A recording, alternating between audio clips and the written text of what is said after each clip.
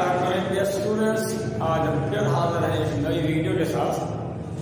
Question number 5 है। Number 5 के 3 revision parts हैं। Exercise 3.3 mathematics 11। क्वेश्चन नंबर 5 के रिमेनिंग 3 पार्ट्स के साथ हाजिर हुए हैं। रिमेनिंग 3 पार्ट्स ये हमने सॉल्व करने हैं। सबसे पहले 7th पार्ट है। 7th पार्ट क्वेश्चन नंबर 5 का स्टेटमेंट है without expansion show that determinant is equal to 0 show करता है without expansion। सबसे पहले हम इसकी लेफ्ट हैंड साइड को ले लेते हैं। लेफ्ट हैंड साइड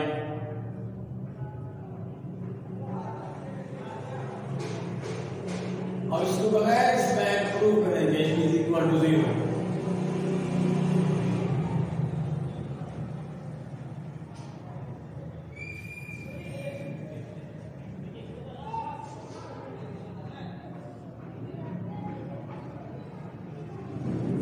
सबसे पहले लेफ्ट हैंड साइड ले ली और लेफ्ट हैंड साइड जैसे देखें फर्स्ट रो है उसमें 2 कॉमन है। taken 2 common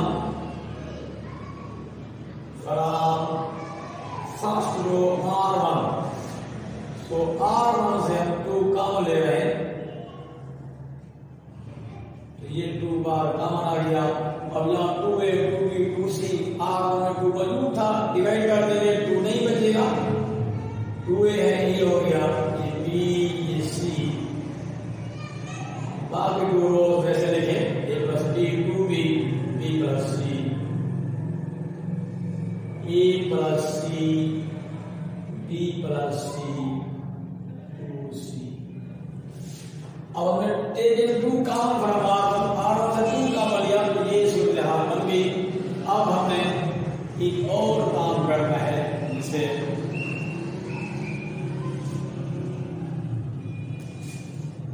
तो मैं नेक्स्ट फ्रंट में करता हूं। अब 2 कॉमन ले चुके हैं, अब एक और काम करेंगे।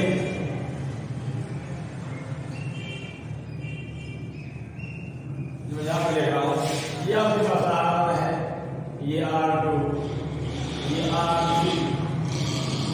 अब हमने R2 में भी R1 सब्ट्रैक्ट कर देनी है और R3 में भी R1 को सब्ट्रैक्ट करना है।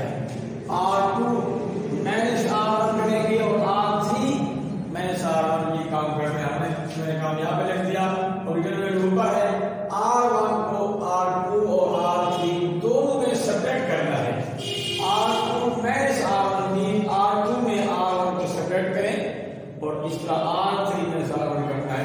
तो R1 चीजें R2 है, सब्ट्रैक्ट करें A plus B minus A से कटेगा, जस्ट B बचेगा।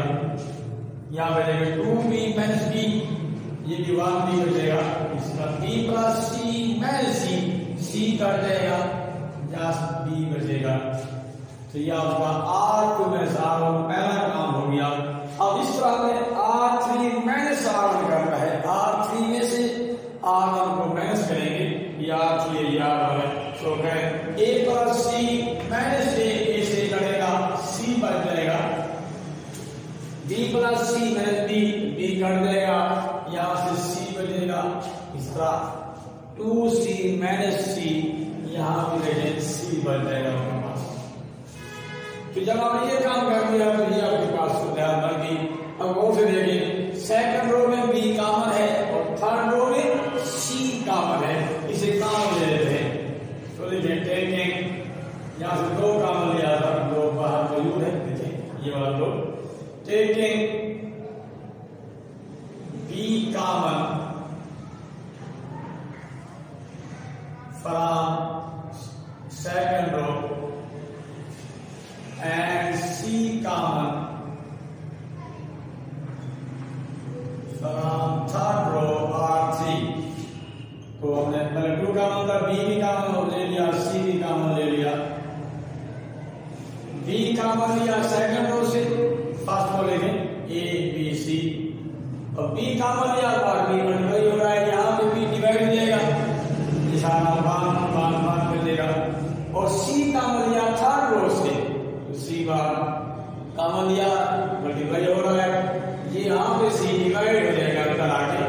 सारा 1 1 1 बचेगा। कामा लेने के बाद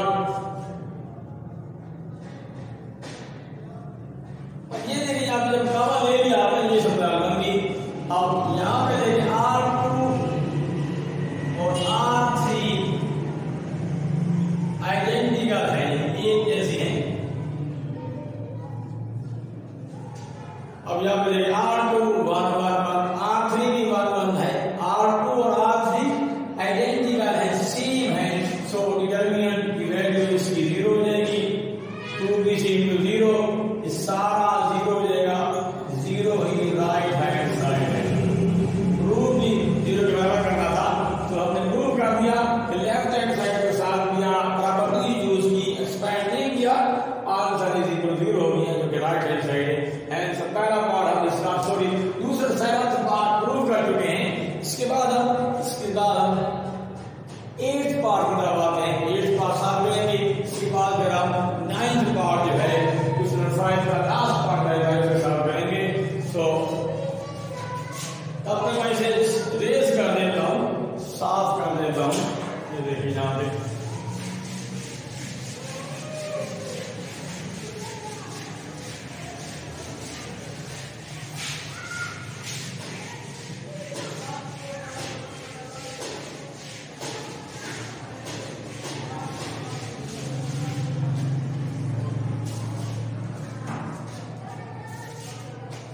एक पार्ट लिख रहा हूं।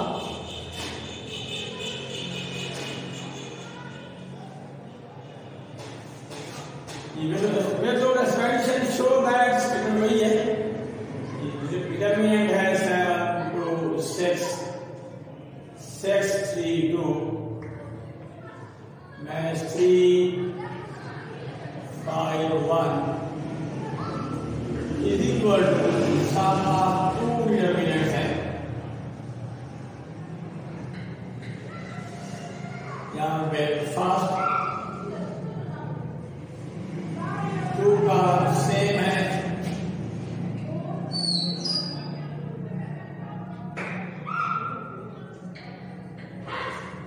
C3 दोनों में चेंज है, 7 5 -3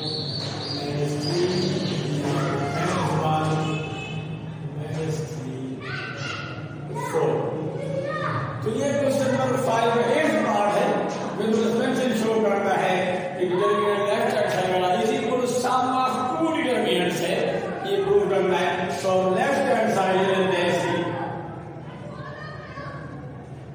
क्योंकि ये डिटरमिनेंट की शेप में है, लेकिन 7 6 -3 2 3 5 6 2 1।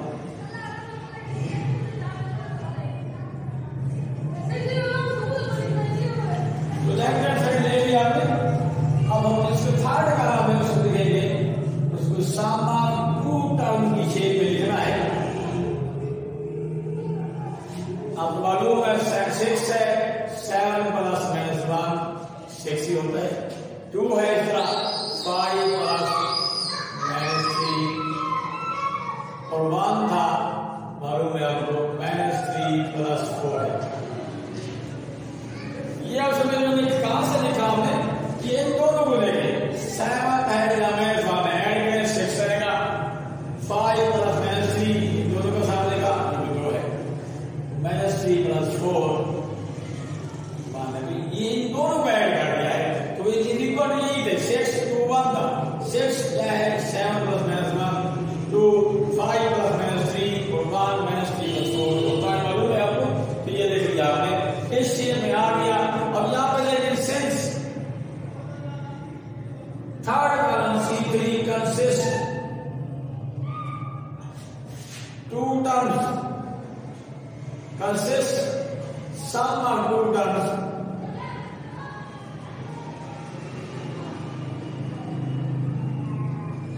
मालूम है since third column C3 consists sum of 2 terms। अब थर्ड कॉलम की हर एलिमेंट, थर्ड कॉलम की हर एंट्री सम ऑफ 2 टर्म है, सम ऑफ 2 ये जो 7 + -1 है 2 का सम बनाया यहाँ पे।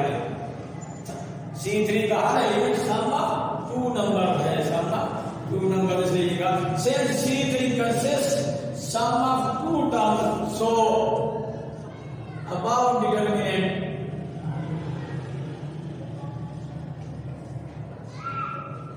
so the above determinant can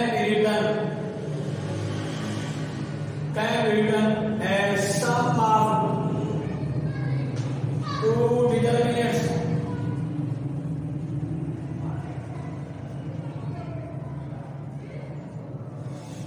Since C3 consists of two terms, so by the property of determinant, the above determinant can be written as a sum of two determinants.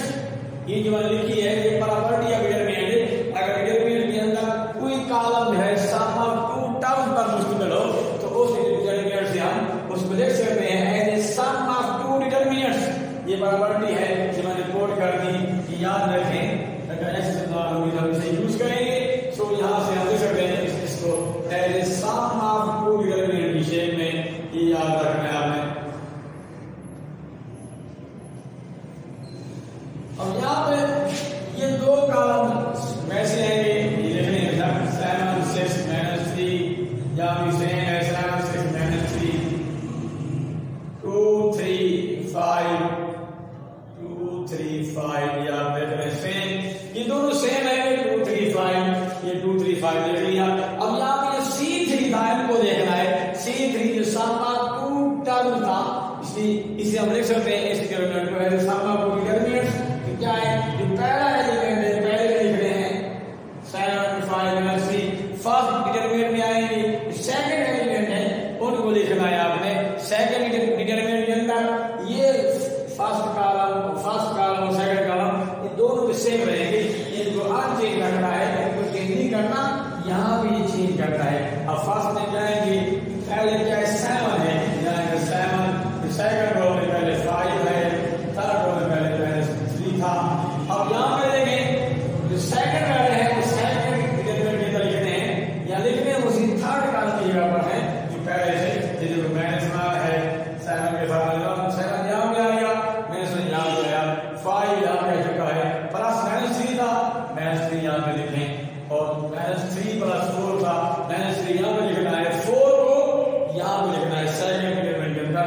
तो यही ग्रुप बना था कि यही राइट हैंड साइड है। अब ये जो पार्ट था बिल्कुल यहाँ पे एग्जांपल है पार्टिकुलर बिल्कुल जो प्रॉपर्टी यूज की गई है, प्रॉपर्टी में यूज की है वो क्वेश्चन नंबर 3 का पहला पार्ट है। इसके एक्सरसाइज 3 में क्वेश्चन नंबर 3 का जो पहला पार्ट है वो इसे हमने यूज किया है। इसे हम देख सकते हैं वहां पर जो फर्स्ट डिटरमिनेंट है इसमें क्या है, थर्ड कॉलम जो है 2 एलिमेंट्स का सम है, इसलिए उसे प्रूव किया हुआ है सम ऑफ 2 डिटरमिनेंट में। और हमने क्वेश्चन नंबर 3 का पहला पार्ट इस तरह प्रॉपर्टी हिसाब से यूज किया है।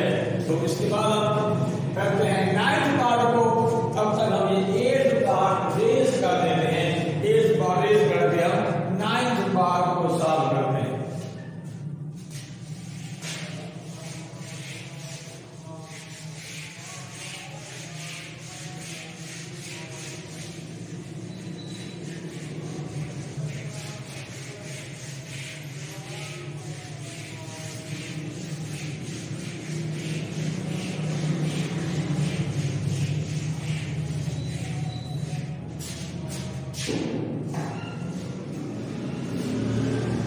So we come to the 9th part, that is the last part of question number 5, where the extension shows that determinant is equal to 0 है, determinant ये है -a 0c 0a -b b -c।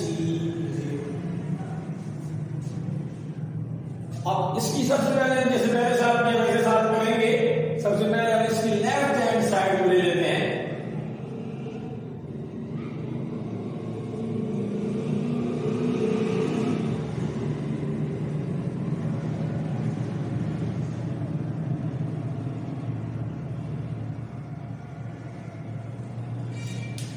अब तो first row को देखें, first row -a 0c, second row a b, third row b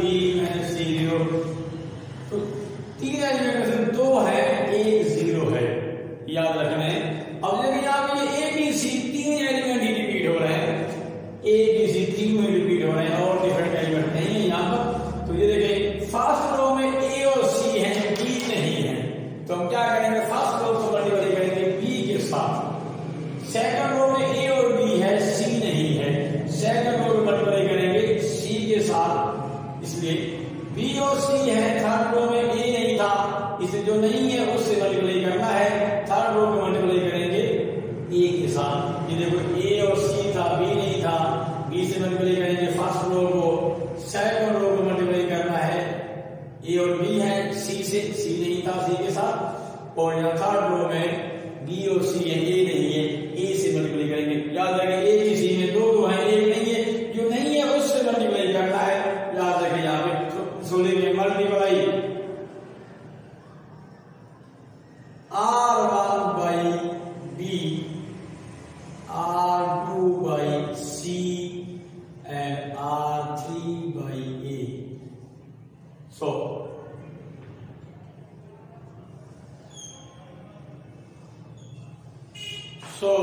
सबसे पहला काम ये, तो हमने क्या किया, R1 को मल्टीप्लाई कर दिया B के साथ, R2 को मल्टीप्लाई किया करना है C के साथ, और R3 को मल्टीप्लाई करेंगे A के साथ।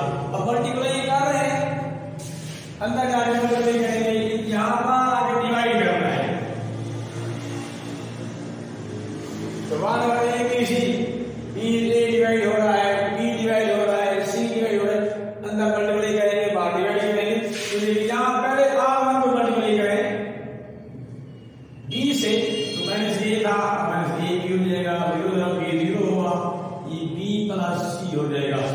अब R2 को मल्टीप्लाई करें C के साथ, C नहीं है, C तरफ 0 ये मल्टीप्लाई हो रहा है, बाहर C डिवाइड हो रहा है, A तरफ C, AC माइनस B तरफ C माइनस BC।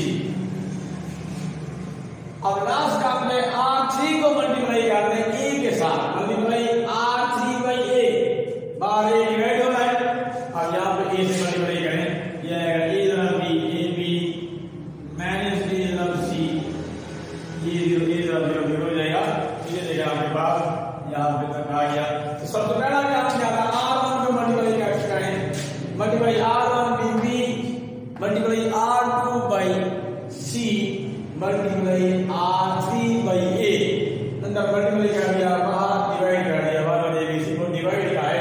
अब एक काम और रहता है, इसे करें कि हम सवाल प्रूव हो जाएगा, यहाँ पर, और जो मल्टीप्लाई कर दिया ये शेप बन गए, ये माइनस A भी है, ये A भी है, AC minus AC, BC minus BC, इन तीनों को अगर ऐड कर दें आपस में तो ये 0 हो जाएंगे।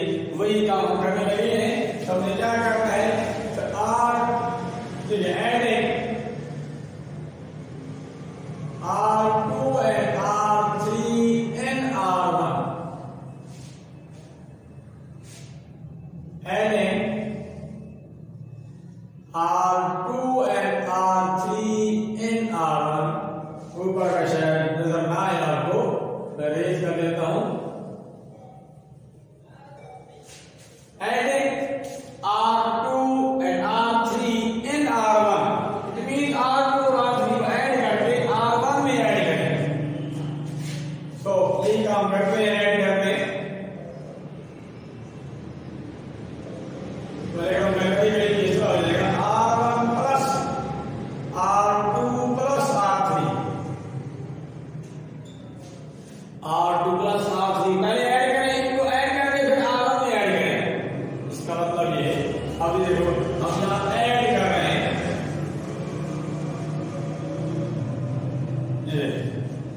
ये R1 है, ये R1, तो ऐड करें minus AB plus 0 plus AB हो जाएगा। इस तरह के दोनों को ऐड करें, ऊपर 0 में ऐड करें, 0 प्लस AC माइनस AC, इस तरह B प्लस C में माइनस BC ऐड करें, फिर 0 भी ऐड करें, BC माइनस BC प्लस 0। तो बाकी रोज आपने वैसे लिखनी है,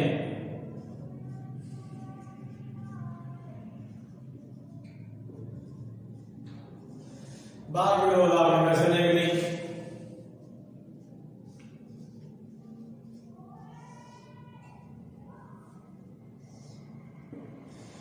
माइनस AB प्लस AB 0 हो जाएगा, AC minus AC, BC minus BC, तो आ गया 0 AC minus BC AB minus AC 0।